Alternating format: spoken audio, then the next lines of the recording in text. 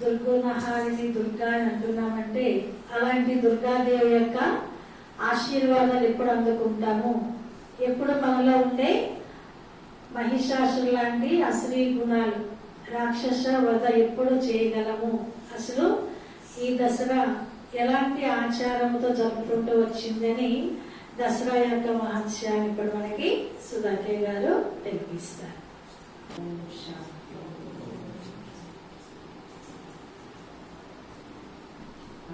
సోదరి సోదరులకు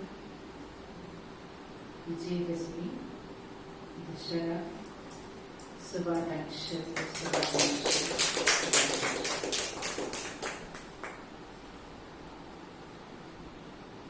దశహరా అంటేనే 10ని హరించారు. 10ని దేంతో హరిస్తాం?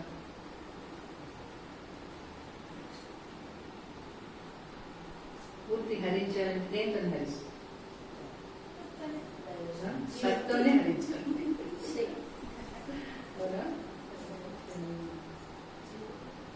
ఒకటి దేంతో హరిస్తాం? మరి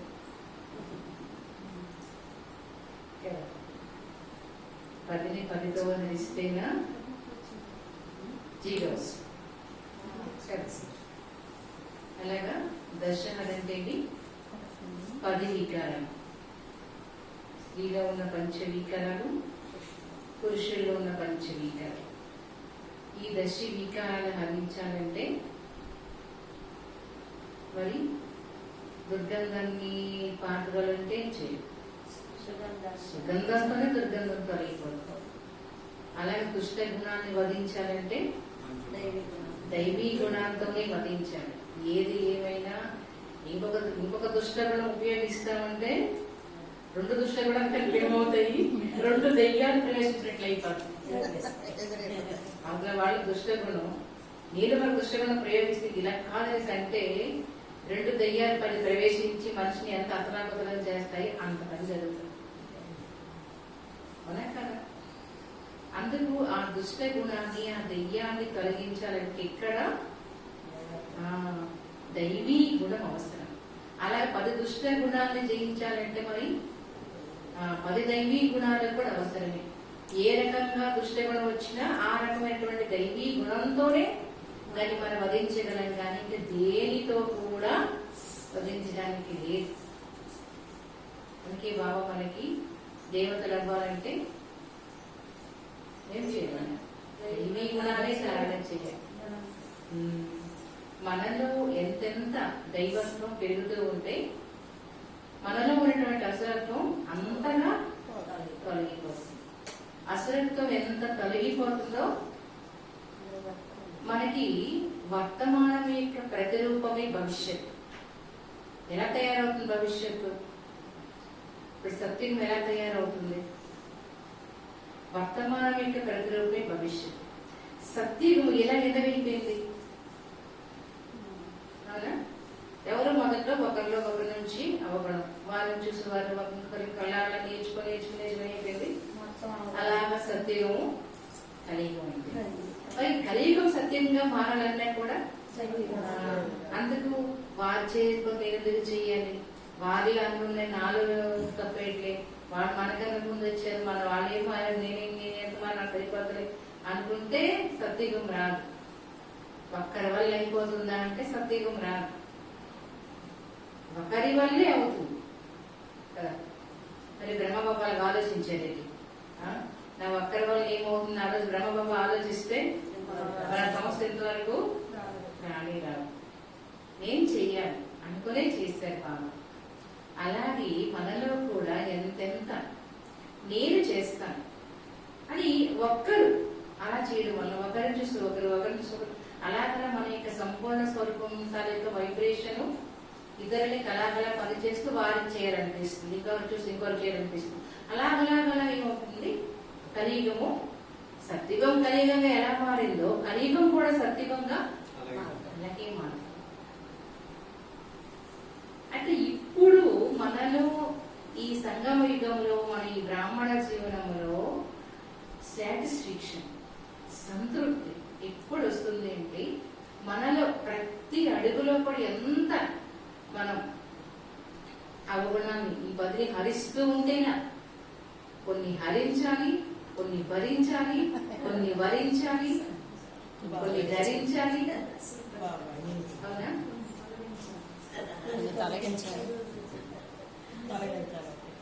అర్థమైందా? హరించవలసినవి హరించాలి, భరించవలసినవి భరించాలి, ధరించవలసినవి భరించవలసినవి భరించాలి. అంటే హరించాలేంటి, భరించాలేంటి, ధరించాలేంటి?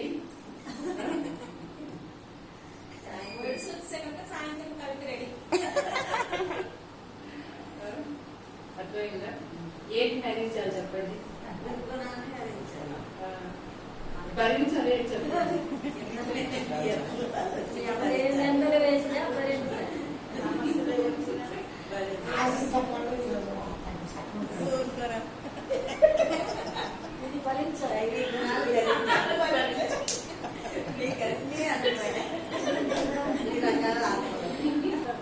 ధరించాలి, భరించాలి ఏంటి, ఏంటి భరించాలి చెప్పండి. ఇవన్నీ హరిస్తే, ధరిస్తే, భరిస్తే విజయమాల భరిస్తున్నారు. అంతే కదా. అందుకే చివరికి విజయదశమి పెట్టారు. దుర్గుణాల సంహారణ తరువాతనే చివరి రోజు విజయదశమి కదా. ఈ 10 రోజులు నవరాత్రులు అలంకారాలన్నీ పూర్తయిన తరువాతనే విజయదశమి కదా. అలాగే అన్ని వికారాలపైన విజయం పొందడానికి వరించాలి. బాబా చెప్పిన ప్రతి జ్ఞాన విషయము, యోగ శక్తి, దైవీ గుణాల ధారణ అన్నింటినీ కూడా ధరించుకోవాలి. ఈ నవరాత్రులు ఇన్ని రకాల మహిమలు, పూజలు, గాయనాలు, కీర్తనలు అన్నీ దేనికంటే అవన్నీ కూడా ఎన్నో భరించారు. ఎన్నో కష్టాలు, దైవత్వాన్ని సిద్ధించుకోవడానికి ఎన్ని కష్టాలు వచ్చినా ఇంకో దండవంతం పరిగెత్తి వెళ్ళిపోలేదు. అవునా? భరించారు, అన్నింటినీ భరించారు. ఎన్ని రకాలుగా వచ్చిన పరిస్థితిని భరించకపోతే ఎలాగవుతుంది, భరించకపోతే ఎలాగవుతుంది? లోపలవన్నీ కనిపించకుండావన్నీ హరించాలి, బయటికి కనిపించినవన్నీలో భరించాలి. హరించేస్తానంటే మరి లేకపోతే అలాగా విలనే లేకపోతే ఈరోజు ఈ హీరోయిజం ఆ పేరు ఎలా వస్తుంది? ఏమంటారు? విలనే లేకపోతే హీరోకి పేరు ఎలా వస్తుంది? విలన్ నుంచి హీరో పేరు వచ్చింది అలా లేదు. అలాగా లోపల సూక్ష్మమైనటువంటి హరించాలి. బయట ఉన్నటువంటి వ్యక్తుల ద్వారా వచ్చిన పరిస్థితి కానీ, ప్రకృతి ద్వారా వచ్చిన పరిస్థితి కానీ భరించాలి. ప్రకృతి లేదు అంటే, మనకి పరిస్థితి రాలేదు అంటే మన తాలూకి హీరోయిజం ఎప్పుడు బయటకు వస్తుంది? అందులో అందరూ ఉండాలి, శత్రువులు ఉండాలి, స్నేహితులు ఉండాలి, ప్రకృతి ఉండాలి, పరిస్థితులు ఉండాలి, అన్నీ ఉండాలి. అన్నిటినీ మనం ఏం చేసుకోవాలి? ఇవన్నీ భరించాలి కదా. మరి బాబా ఏదేడు చెప్తున్నారో ఇవన్నిటినీ కూడా ధరించాలి. ఏది వదిలేస్తామన్నా బోడే. అవునా? ఇప్పుడు వ్యర్థం వినకుండా ఉండలేదనుకోండి, ఆలంక చెవులంక చెవులు పోడి, అవమెళ్ళ హారకపోతే మెడపోడి, ఆత్మిక దృష్టి లేకపోతే కాటికి పోడి, చిరునవ్వు లేకపోతే పెదవులు పోడి. అవునా? పవిత్రత కంకణం కట్టకపోతే చేతులు పోడి, దృఢ సంకల్పం లేకపోతే నడుము, మన కృషి లేకపోతే కాళ్ళకు పోడి. అవునా? అన్ని కూడా ఏం చేయాలి? బాబా ఏం చెప్పినటువంటి దైవీ గుణాలన్నింటినీ కూడా మన జీవితంలో ధరించుకోవాలి. ఇవన్నీ ధరించడానికి విజయం ఎవరి కోసం? విజయము మన కోసం వేచి ఉంటుంది. 10 రోజులు వేచి ఉందన్నమాట. ఎప్పుడెప్పుడు దేవత తయారవుతారా, నేను వరిస్తానని విజయమాల. ఇంకా విజయదశమి అయిపోయిన తర్వాత ఏమైపోయింది? రాజలక్ష్మి వచ్చేసింది. విజయలక్ష్మి అది దగ్గరలో ఉంది, రాజలక్ష్మి అది రాజలక్ష్మి వరించేస్తుంది. రాజ్యం ఎవరి కోసం చెప్పండి? ఎవరెవరు ఈ దశ వికారాల విజయం పొందుతారో వారి కోసమే రాజ్యం. రాజ్యంలో ఏముంటాయి? అన్నీ ఉంటాయి. ఏ తక్కువ ఉంటుంది? ఏది తక్కువ ఉండదు. రాజ్యంలో ఏం తక్కువ ఉంటాయి? ప్రతి రాజ్యంలో ఏమి తక్కువ ఉంటాయి? ఏమి తక్కువ ఉండదు. హెల్త్, వెల్త్, హ్యాపీ, పోలీస్ అన్నీ ఉంటాయి. అన్ని మళ్ళీ పర్సెంటేజ్ కూడా కాదు, 100%. స్వర్గాన్ని గురించి అంత మహిమ, అంత అజానిలము, అంత గొప్పగా ఎందుకు వర్ణిస్తారంటే అక్కడ ప్రతిదీ 100%. ప్రతిదీ కూడా 100%. ఏది కూడా ఇంత పర్సెంటేజ్ అని లేదు, ఫుల్ఫిల్. అందుకే స్వర్గానికి అంత మహిమ. అందుకే స్వర్గానికి వెళ్ళాలన్నా కూడా యోగ్యత, ఇవన్నీ భరించడమే అక్కడికి యోగ్యత. అందుకే అవన్నీ మనము అదే పురుషాన్ని సంగం యోగంలో. అంటే ఎంతెంత మనకి అలంకారం ఒకటి ఒకటి పెరుగుతుందో సౌందర్యం పెరుగుతుంది. అలా ఇప్పుడు మన జీవనంలో ఎంతంత మనకి ఈ అలంకారం సూక్ష్మమైనటువంటి దైవీ గుణాల యొక్క వ్యవహారం యొక్క రేట్లు ఎలాగైతే పెరుగుతుందో మనకి ఆత్మిక సౌందర్యం పెరుగుతుంది.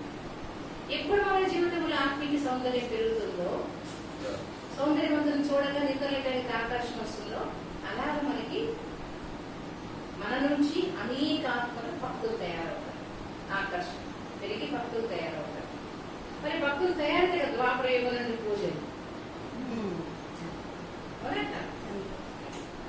వర్తమానంలో కూడా మన అలంకారం పెరిగిన తర్వాత చూడ సౌందర్యవంతులు, వాళ్ళ సౌందర్యం వాళ్ళకి ఆనందాన్ని ఇస్తుంది.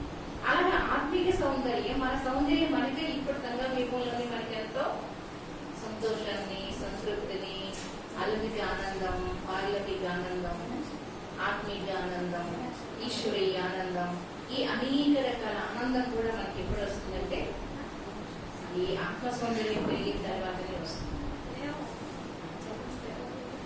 అందుకే సర్వవేదం చాలా గొప్ప పవిత్రమైనటువంటిది. ఇవన్నీ విషయాలు ఇప్పుడు అర్థం అవుతాయి. సత్యంలో ఉంటాయా?